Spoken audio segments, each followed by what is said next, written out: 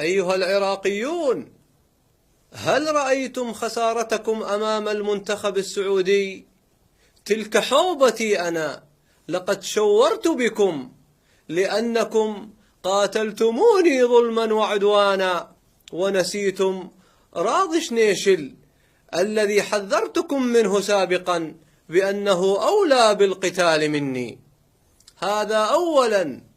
ثانيا، أريد أن أقول إلى كل جنود الدولة الإسلامية بأنني سأغيب عنكم لفترة، ولا تصدقوا خبر انتصارات الجيش العراقي، ولا تقولوا إن قوات العبادي قد دخلت إلى الموصل، بل قولوا إن الخليفة منشغل عن إدارة العراق، لذلك قد عين شخصا اسمه حيدر العبادي لإدارة العراق والموصل تحديدا في هذه الفترة حتى عودة الخليفة.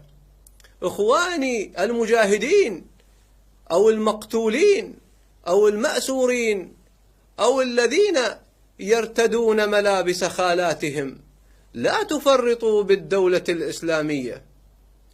أما ما سمعتموه عن أخبار من جماعة بطيخ الذين يقولون إنه تم إلقاء القبض علي، تلك أخبار كاذبة يروجها غسان الذي يخاف من جنان ويستغفر الله منها. أستغفر الله جنان، أستغفر الله جنان. وأنا أقول له إنني أتذكرك دائما حين تدكنا القوات العراقية، أقول هم دكت هم دكت.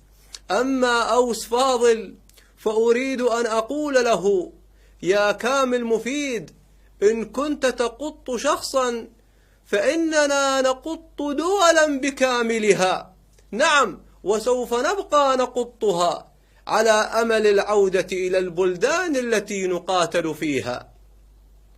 أما علي فاضل فإنني أقول له: إنك أحد حلفائنا، فلا تفرط بهذا الحلف، لا تفرط، لأنك أحد ولاتنا، فولاياتنا معروفة لدى الجميع: ولاية الموصل وولاية الأنبار وولاية بطيخ.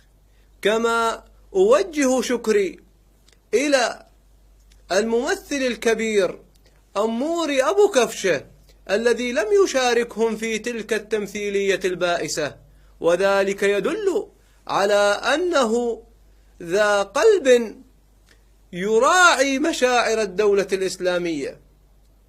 أما أحمد وحيد فنقول له: أتمنى عليك أن تنتج حلقة جديدة من مصموطة بعنوان باقية وتتمدد، ولكن باقية وتتمدد ليست الدولة الإسلامية، ولكنها القوات العراقية.